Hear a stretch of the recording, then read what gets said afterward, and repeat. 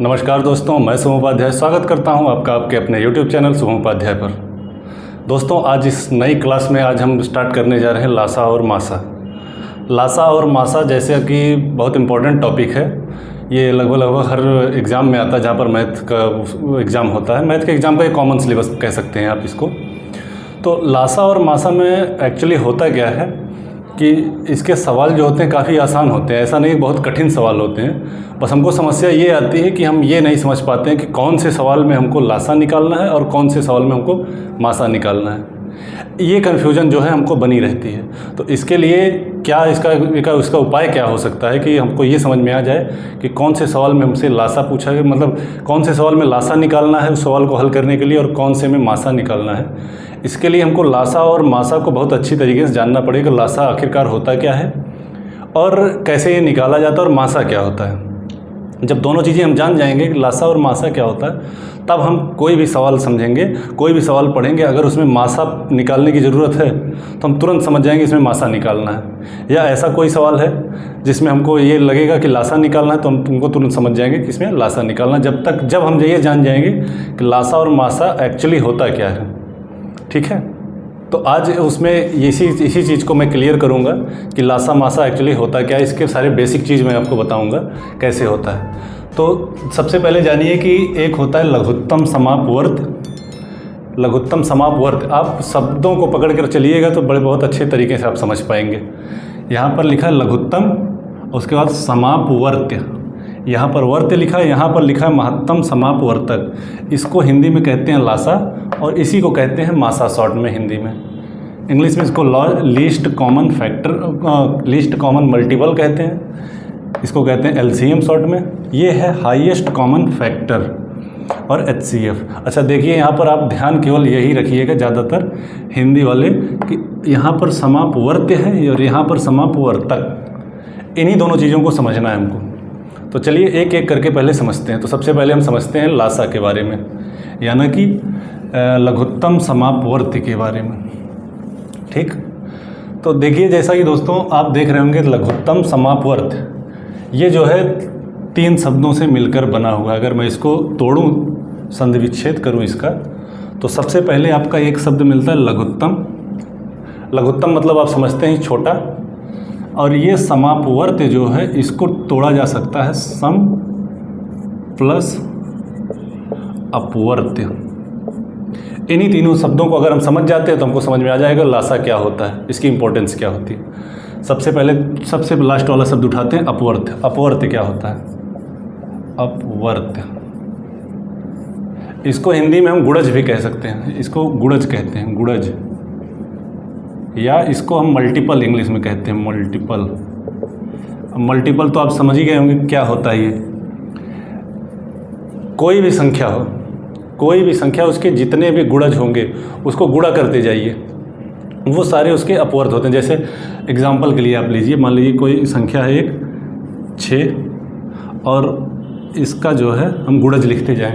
गुणज का मतलब एक बार इसके 1 से गुणा करिए, 2 से गुणा करिए, 3 से गुणा करिए, इसे गुणा करते जाइए। तो सबसे पहले आपका मिलेगा 6, फिर 2 से करेंगे 6 दूनी 12, 12 18, 6 चौक 24, 6 पंचे 30, 6 6 36। इसी हिसाब से ऐसे आगे बढ़ता जाएगा। इसके जितने मल्टीपल होंगे सारे ऐसे लिखते चले जाइए। इसी को कहते हैं अपवर्त या गुणज। तो आप अपवर्त समझ गए, अपवर्त क्या होता है। मान लीजिए एक उदाहरण और लीजिए, 4 का एक उदाहरण लीजिए। 4 का क्या लिखेंगे, इसके अपवर्त क्या क्या होंगे, इसके गुणज क्या होंगे, मल्टीपल क्या होंगे। पहला हो गया 4 हो गया, 8 हो गया, 12 हो गया, 16 हो गया, 20 हो गया, 24 हो गया, 28 हो गया। ठीक है, इसको और इधर कर लेते हैं, थोड़ा और लिख लेते हैं। 4 का जैसे हम लेते हैं, 4 का 4 8 12 16 20 24 28 32 36। इस हिसाब से आप देख रहे हैं कि ऐसे ही बढ़ता चला जाएगा, चाहे जितना आप इसके मल्टीपल लिख सकते हैं। तो अगर आपसे कोई पूछे किसी संख्या कितने गुणज होते हैं, कितने अपवर्त्य होते हैं, तो आप कह सकते हैं कि उसके अनंत अपवर्त होते हैं, कोई इसका अंत नहीं है। ऐसे आप गुणा करते चले जाइए, इसके अपवर्त मिलते जाएंगे आपको। तो ये होता है अपवर्त्य। चलिए आप अपवर्त्य समझ गए, अब इसमें हम एक चीज़ और जोड़ देते हैं, सम प्लस अपवर्त्य, ये हो जाएगा समापवर्त्य। समापवर्त्य क्या होता है, तो आप देखें पहली संख्या ये है, दूसरी संख्या ये है। अब इसका आप देख रहे हैं इसके सारे गुणज मैंने लिख दिया है और 4 का भी सारे गुणज लिख दिए। अब समापवर्त्य का मतलब ये हो गया कि इन अपवर्त्यों में जो समान हो, यानी कि कॉमन हो, इंग्लिश में देखिए कॉमन जो लिखा जाता है। तो इसमें आप देख रहे हैं क्या क्या कॉमन है, तो आप देखेंगे 6, 4, 8 ये तो कॉमन है नहीं। 12 को आप देखिए, ये देखिए ऊपर वाले में भी है, नीचे वाले में भी है, ये कॉमन है। आगे बढ़िए, यहाँ पर आते हैं, देखते हैं 36 जो है आप 6 का गुणज भी है और 4 का भी गुणज है, माने दोनों में 12 और 36 कॉमन है। तो इनको कह सकते हैं 12 और 36 इसके 4 और 6 के समापवर्त्य हैं। ठीक, यहाँ तक आपको समझ में आ गया होगा समापवर्त्य क्या होता है। चलिए अब ये अब सबको पूरी संख्या को ले लेते हैं। पूरी संख्या क्या है, लघुत्तम समापवर्त्य। अब आपको अगर समापवर्त्य समझ में आ गया, तब कह रहा है कि लघुत्तम, इन समापवर्त्यों में जो सबसे लघुत्तम होगा वो कौन सी संख्या है। तो देखिए एक समापवर्त्य ये है, एक समापवर्त्य ये है, और आगे बढ़ते जाएंगे तो ऐसे आपको सारे अपवर्त्य मिलते जाएंगे। तो ये कह रहा है लघुत्तम, लघुत्तम मतलब सबसे छोटा, जो सबसे पहले हमको समापवर्त्य मिला था वो कौन सा था, तो ये 12 था। ये क्या है, 12। पहला जो समापवर्त्य सबसे छोटा है, देखिए पहला समापवर्त्य, दूसरा, इसी प्रकार से आगे भी काफ़ी समापवर्त्य मिलेंगे, लेकिन हमको लेना है लघुत्तम समापवर्त्य। अब देखिए इसकी परिभाषा क्या होती है कि वह छोटी सी छोटी संख्या जो किन्हीं दो दी हुई संख्याओं से विभाजित हो जाए, उन्हें हम लघुत्तम समापवर्त्य कहते हैं। देखिए यह 12 जो है और ये 12, दोनों ये ऐसी छोटी छोटी संख्या हैं जो 6 से विभाजित हो जाएंगी, 4 से विभाजित हो जाएंगी। हालांकि 36 भी कॉमन है कि दोनों से विभाजित हो जाएंगे, लेकिन छोटी छोटी लघुत्तम की बात हो रही है, लघुत्तम 12 ही है। तो 12 6 से भी, 4 से विभाजित, तो इसका परिभाषा क्या हो गया, वह न्यूनतम संख्या, लघुत्तम मतलब न्यूनतम संख्या जो किन्हीं दी हुई संख्याओं से विभाजित हो जाए, उन संख्याओं की ये लासा होती है, लघुत्तम समापवर्त्य होती है। ठीक, समझ में आ गया आपको। इसको आप शब्दों में लिख सकते हैं कि वह न्यूनतम संख्या जो किन्हीं दी हुई संख्याओं से विभाजित हो जाए पूरा, उन्हें हम लघुत्तम समापवर्त्य कहते हैं। तो इससे आप समझ गए होंगे। ठीक, अब चलिए आपको समझाते हैं कि मासा क्या होता है, महत्तम समापवर्तक क्या होता है। अब देखिए अगर उसी हिसाब से अगर इसको भी देखें, यहाँ पर भी 3 शब्द आपको मिलेंगे। पहला है महत्तम, दूसरा सम प्लस अपवर्तक। इसको हम तोड़ सकते हैं सम प्लस अपवर्तक में। ठीक, अब इसमें सबसे पहले हम समझें अपवर्तक क्या होता है।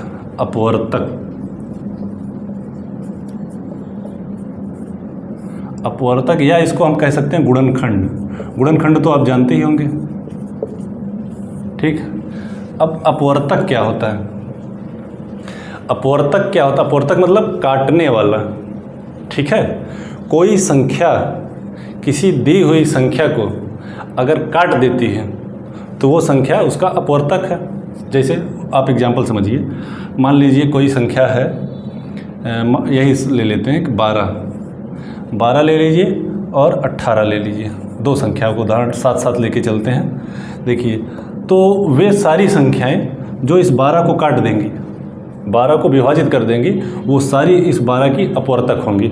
ठीक है, देखिए 12 की पहली अपवर्तक क्या है, सबसे छोटी अपवर्तक तो एक ही हो गई, एक तो सबको काट देती है, एक ऐसा संख्या जो सबको काट देता है। एक के बाद आप देखते हैं 2 भी है, 2 के बाद अगर आप देखें तो 3 से भी 12 कट जाएगा, 3 के बाद अगर देखें तो 4 से भी कट जाएगा, 4 के बाद 6 से कट जाएगा, उसके बाद 12 से कट जाएगा।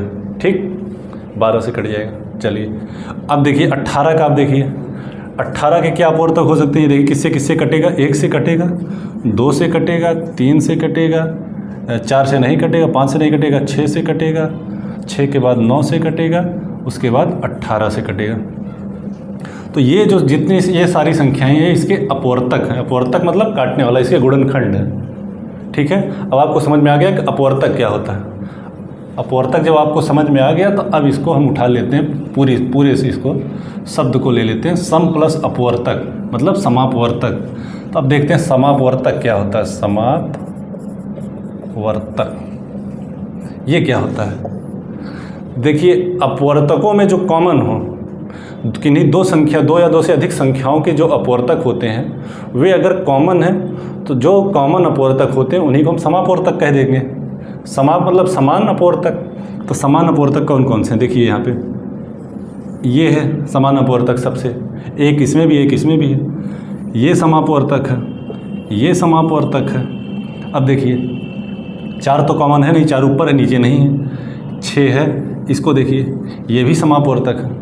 इसी हिसाब से अभी ठीक है, तो कितने मिल गए आपको? 1 2 3 4, आपको 4 समापवर्तक मिल गए। सबसे बड़ा जो अपवर्तक होता है वो संख्या खुद ही होती है। ठीक है, अब देखिए आपको समापवर्तक समझ में आ गया कि समापवर्तक जो समान अपवर्तक होते समापवर्तक होते हैं। चलिए इसको हटाइए। अब देखिए महत्तम समापवर्तक। महत्तम समापवर्तक, महत्तम मतलब बड़ा से बड़ा, जो सबसे बड़ा। देखिए सबसे छोटा अगर आप देख रहे होंगे, सबसे छोटा अपवर्तक ये है, दूसरा ये है, तीसरा सबसे बड़ा ये है। इसके बाद देखते हैं ये सबसे बड़ा है जो कॉमन है। 6 के आगे ऐसा कोई भी कॉमन फैक्टर आपको नहीं मिल रहा है जो कि कॉमन हो। तो सबसे बड़ा जो है हमारा जो समापवर्तक है क्या है? 6 है। तो इसलिए इन दो संख्याओं का महत्तम समापवर्तक हमारा 6 हो जाता है। अब देखिए इससे क्या आपको, अब इसके अगर आप परिभाषा बताना चाहें तो कैसे बताएंगे? वह बड़ी से बड़ी संख्या, सॉरी बड़ी से बड़ी संख्या। चलिए अब लिख देते हैं परिभाषा। वह बड़ी से बड़ी संख्या, वह बड़ी से बड़ी संख्या जो दी हुई संख्याओं को पूरा विभाजित कर दे। देखिए तो वह अब जैसे मान लीजिए अब आपसे पूछा गया कि 12 और 18 का मासा बताइए, तो वह बड़ी से बड़ी संख्या जो दोनों संख्याओं को पूरा विभाजित कर दे। तो बड़ी से बड़ी संख्या आपको 6 मिलती है। तो 6 ये कॉमन है जो दोनों संख्याओं को विभाजित कर देगी। तो उम्मीद करता हूँ ये आपको समझ में आ गया होगा कि लासा और मासा क्या होता है। लासा में लघुत्तम होता है और मासा में महत्तम होता है, महत्तम की बात होती है। तो चलिए अब देखिए आगे थोड़ा सा बढ़ते हैं। अब यहाँ से आपको जब आप इसका बेसिक समझ गए होंगे, तब जब आपको सवाल मिलेंगे इनके तो आप उसको आसानी से लगा पाएंगे। आपको समझ में आ जाएगा कि कौन से सवाल में हमको लासा निकालने की ज़रूरत है, कौन से में मासा निकालने। जिसमें काटने वाली ज़रूरत हो, ऐसी कोई संख्या चाहिए कि जो सबको काट दे, वो जो है वहाँ मासा निकाल लीजिए। और जहाँ पर ऐसी संख्या चाहिए जो सबसे कट जाए, सबसे पूरा विभाजित हो जाए, वहाँ पर आप लासा निकाल लीजिए। तो चलिए अब लासा देखते हैं, लासा निकालते कैसे हैं। अब देखिए हम शॉर्ट में लिखेंगे लासा को। लासा मतलब आप जान गए होंगे कि लासा मतलब लघुत्तम समापवर्त्य। तो लासा कैसे निकालते हैं? चलिए सबसे पहले कोई संख्या ले लेते हैं, उसका हम लासा निकाल के देखते हैं। जैसे एक संख्या है हमारा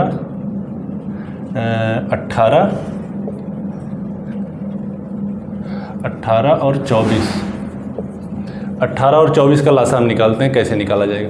तो सिंपल सा देखिए, इसके तमाम तरीके होते हैं, लेकिन हम वही तरीका जाने कि जिससे जो आसान हो, जिससे हम जल्दी सवाल को हल कर पाएँ। तो कुछ नहीं करना है, इसको ऐसे आप काटते जाइए, जो कॉमन फैक्टर मिले आप काटते जाइए। सबसे पहले आपको 2 मिलता है, 2 से काटिए, 2 9 18, ये हम 12 हो गया। अब देखिए ये फिर 2 से काटिए, ये तो कटेगा नहीं, इसको उतार लीजिए।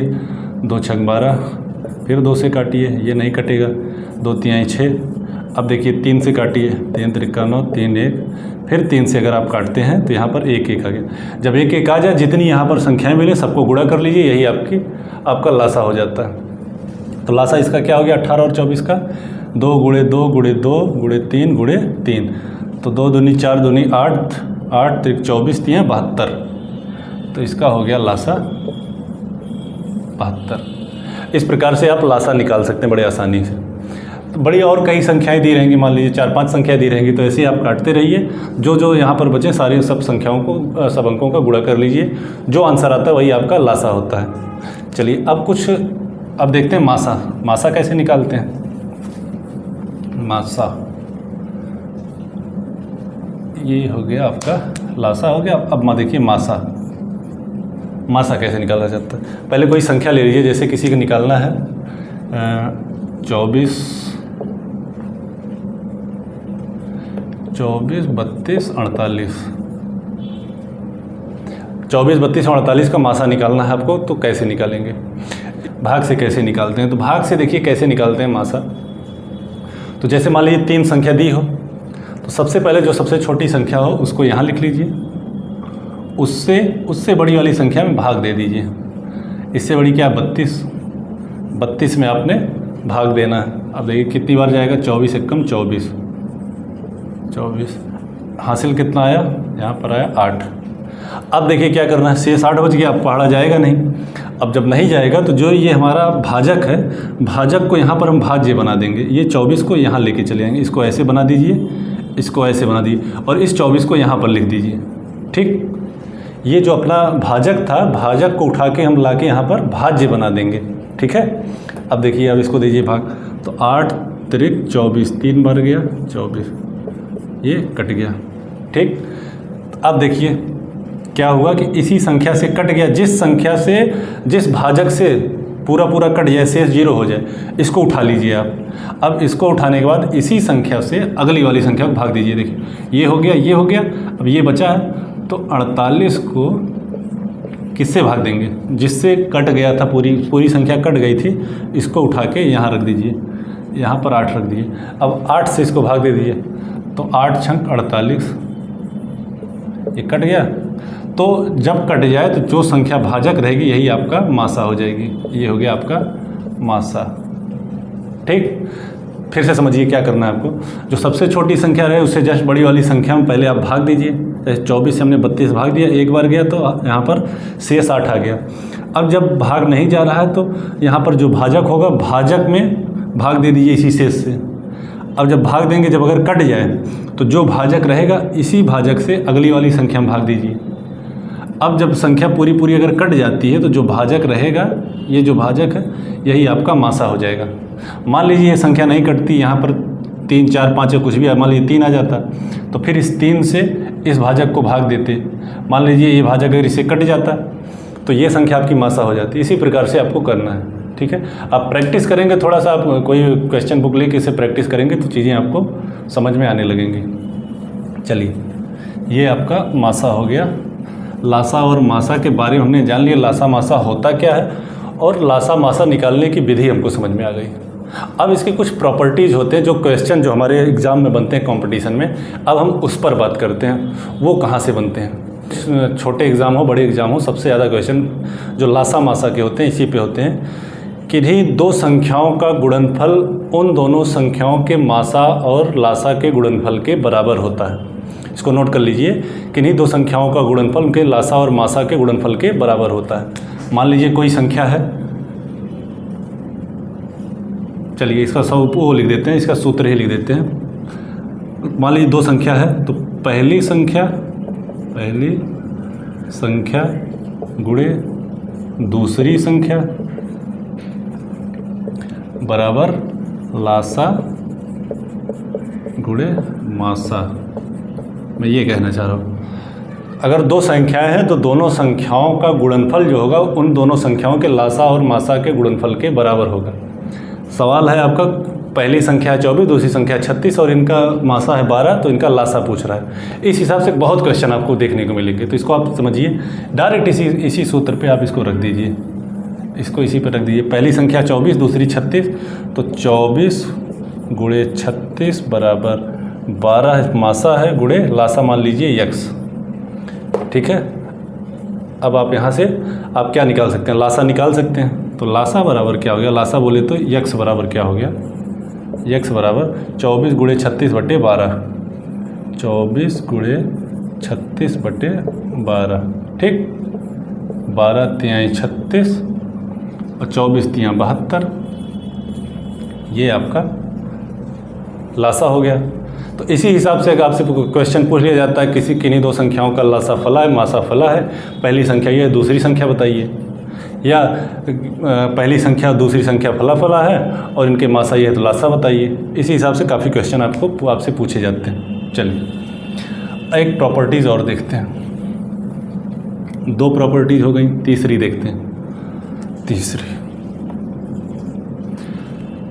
किन्हीं दो सह अभाज्य संख्याओं का लासा उन संख्याओं का गुणनफल होता है और मासा सदैव एक होता है। सह अभाज्य संख्या, मैंने क्या कहा, जो सह अभाज्य संख्याएं होती हैं, सह अभाज्य संख्या, किन्हीं दो सह अभाज्य संख्याओं का मासा सदैव एक होता है और लासा उन दोनों संख्याओं का गुणनफल होता है। ऐसा क्यों होता है देखिए, दो सहभाज्य संख्या, आपको मैंने एक वीडियो बना रखा है भाज्य वाला, उसमें मैंने आपको सहभाज्य समझा रखा है। अगर आप उसको देखना चाहें डिटेल में तो लिंक में डिस्क्रिप्शन आपको मिल जाएगा, तो आप उसको देख सकते हैं। तो देखिए, तो सहभाज्य संख्या होती क्या है, अगर मान लीजिए दो सहभाज्य संख्याओं की बात करते हैं तो सहभाज्य संख्याएं वे होती हैं जिनके बीच कोई कॉमन फैक्टर नहीं होता है, वो किसी कॉमन संख्या से नहीं कटती हैं एक को छोड़ के। मान लीजिए कौन कौन से, जैसे 9 हो गया और आपका हो गया 16।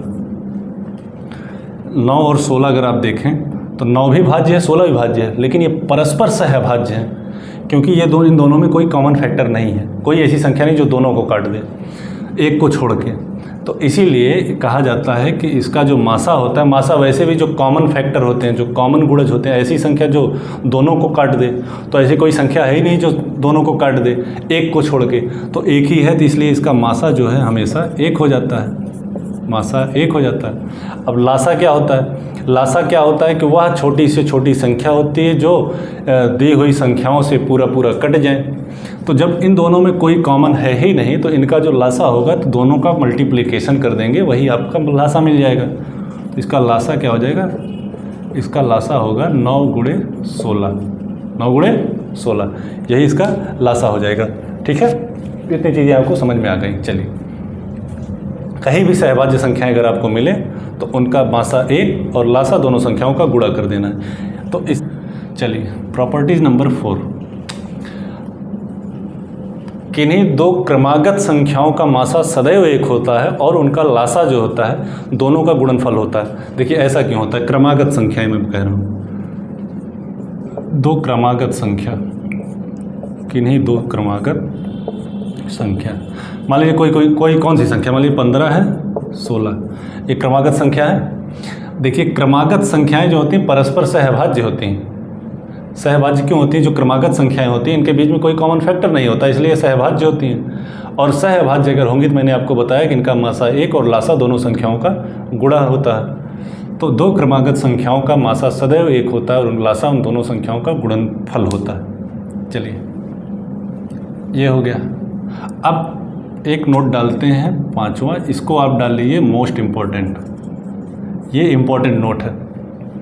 देखिए, किन्हीं दो संख्याओं, मान लीजिए कोई दो संख्या है, किन्हीं दो संख्याओं को अगर उनके मासा से भाग दिया जाता है तो उन दोनों संख्याओं या दो या कई कितनी भी संख्या हो, अगर उनके मासा से उसको भाग दिया जाता है तो उन संख्याओं का आनुपातिक पद आपको मिल जाता है। देखिए समझिए, एग्जाम्पल समझिए, एक संख्या है 24, एक संख्या है एक संख्या 32, एक संख्या है 48। ये संख्याएं हैं, इनका मासा जो है ये है 8। आप निकाल लीजिएगा अगर आपको डाउट हो, जब आप इसको पढ़ने लगेंगे तो आप तुरंत देखते ही संख्या जान जाएंगे इसका मासा क्या है, ऐसे ही मन में लगा सकते हैं। इसका मासा 8 है। अब देखिए मैं ये कह रहा हूँ कि इन संख्याओं को अगर इसके मासा से भाग दिया जाएगा तो इनका अनुपात निकल जाएगा।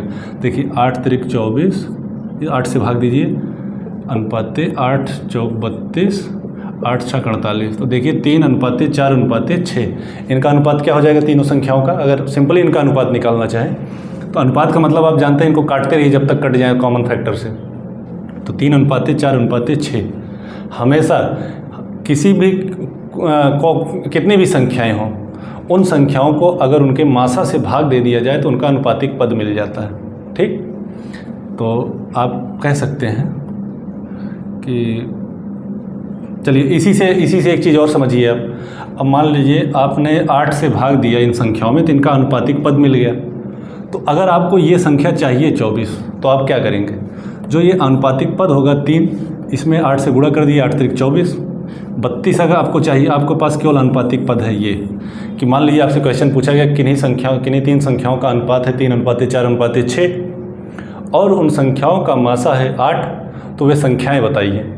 तो आप क्या करेंगे, 8 से उन अनुपात में गुणा करते जाएंगे, सारी संख्याएं आपको मिलती जाएंगी। जैसे 8 से आपने 3 में गुणा किया 24 मिल गया, 8 से 4 में गुणा कर दीजिए 8 चौक 32, 8 से 6 में गुणा कर दीजिए 8 छक 48। इस हिसाब से तो आप इस हिसाब से एक आप सूत्र लिख लीजिए, संख्या बराबर, मान लीजिए कोई संख्या अगर अनुपातिक पद आपको दिया है, संख्या बराबर मासा गुणे आनुपातिक पद, आनुपातिक पद क्या कह सकते हैं, संख्या बराबर मासा गुणे आनुपातिक पद।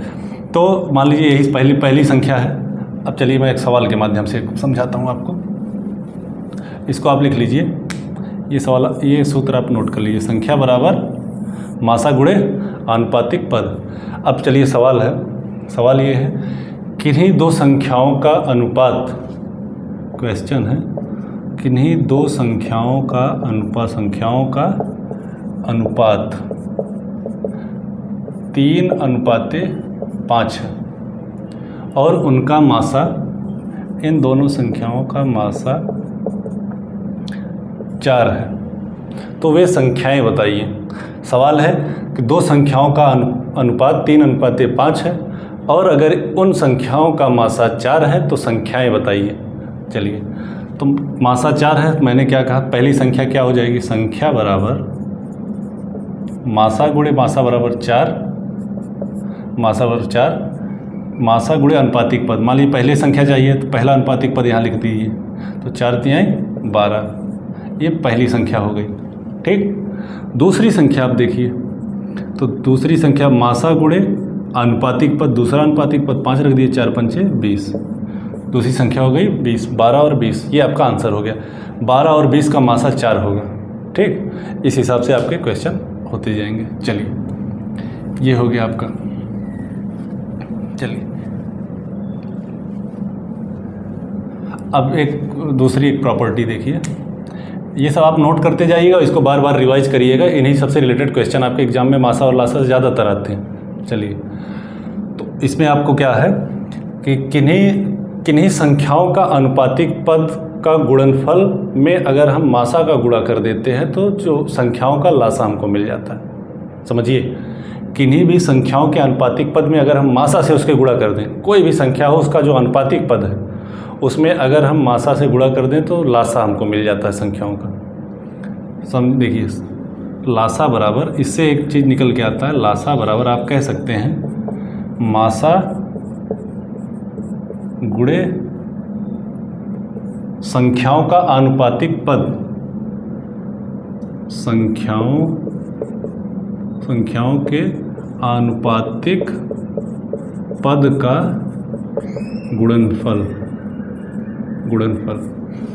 तो लासा बराबर मासा गुणे, मासा से गुणा कर दीजिए आप संख्याओं के आनुपातिक पद के जो गुणनफल होंगे उनको आप गुणा कर दीजिए। जैसे किन्हीं 3 संख्याओं का अनुपात क्या है, एग्जाम्पल समझिए, किन्हीं 3 संख्याओं का अनुपात है A:B:C। ठीक, कोई 3 संख्याएं हैं, उनका अनुपात A:B:C है और इनका मासा है H, इनका मासा है H। तो इनका लासा आपसे पूछा जा रहा है, किन्हीं 3 संख्याओं का अनुपात दिया गया और मासा दिया गया, तो लासा बराबर क्या होगा, लासा मतलब L से अगर डिनोट करें तो L बराबर क्या होगा, H × A:B:C। ठीक, ये चीज़ें होती हैं। इस हिसाब से आप लासा दिया हुआ है, मासा दिया हुआ है, अनुपातिक पद दिया हुआ है, तो आप लासा निकाल सकते हैं आराम से।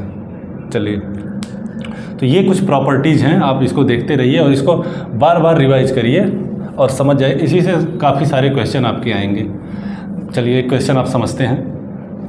क्वेश्चन क्या है, किन्हीं दो संख्याओं का अनुपात है 3:2, किन्हीं 2 संख्याओं का अनुपात है 3:2 और इनका मासा है 6। क्वेश्चन आप समझ लीजिए, किन्हीं 2 संख्याओं का अनुपात है 3:2 और इनका मासा है 6, तो इन संख्याओं का लासा निकालिए। तो सिंपली आपको क्या करना है, लासा बराबर मासा गुणे 6 गुणे अनुपातिक पद का गुणा कर दिए 3×2, 6×3=36, इनका हो गया लासा 36। इस हिसाब से क्वेश्चन आपसे पूछे जाएंगे। ठीक, चलिए, ये आपके कुछ प्रॉपर्टीज़ थे। एक नोट और आप डाल सकते हैं एक नोट और डाल लीजिए, कहीं कहीं मान लीजिए पूछ लिया जाता है आपसे, और पूछा भी गया, ऐसा नहीं कि नहीं पूछा गया है। अगर मान लीजिए आपसे क्वेश्चन पूछा गया है कि निम्नलिखित संख्याओं का लासा क्या होगा या निम्नलिखित संख्याओं का मासा क्या होगा, और उन संख्याओं में कहीं आपको ऋणात्मक संख्या दिख जाए, मान लीजिए आपसे पूछ लिया जाए कि -8 और 12 इसका लासा निकालिए, तो कभी इसका लासा कभी भी निकल नहीं सकता है। इसका होता है, आपको ऑप्शन में दिया रहेगा अपरिभाषित, ये परिभाषित नहीं है, अपरिभाषित है। कभी भी आपको नेगेटिव संख्या का अगर आपसे मासा पूछा जाए तो सिंपली आपको बताना है कि अपरिभाषित है। और कभी भी आपको जीरो और किसी से, मान लीजिए 0 और 5, 6 इनका लासा पूछा जाए तो इनका भी लासा अपरिभाषित है, अपरिभाषित। इसको आप ध्यान रखिएगा, ये काफ़ी इम्पोर्टेंट चीज़ें हैं। तो आज हमने इस लेक्चर में समझा कि लासा और मासा का मतलब क्या होता है, इनके बेसिक्स क्या होते हैं, और उससे रिलेटेड कुछ इनके प्रॉपर्टीज़ के बारे में हमने पढ़ा। 5, 6, 7 नोट पढ़े, इसके आप नोट्स बना लीजिएगा, इसको बार बार रिवाइज करिएगा। अगले क्लास में इन्हीं के अनुप्रयोग में आपको बताऊँगा कि कैसे इनके यूज होते हैं और कैसे विभिन्न एग्जाम्स में इनसे संबंधित क्वेश्चन पूछे जाते हैं। तो उम्मीद करता हूँ आपको वीडियो पसंद आई होगी, ये क्लास आपको पसंद आई होगी। अगर बेनिफिशियल रहा हो आपके लिए क्लास, तो चैनल को सब्सक्राइब करिएगा, लाइक करिए और ज़्यादा से ज़्यादा शेयर करिए, जिससे ज़्यादा से ज़्यादा लोग इससे जुड़ सकें। चलिए दोस्तों, तब तक के लिए जय हिंद, जय भारत, धन्यवाद।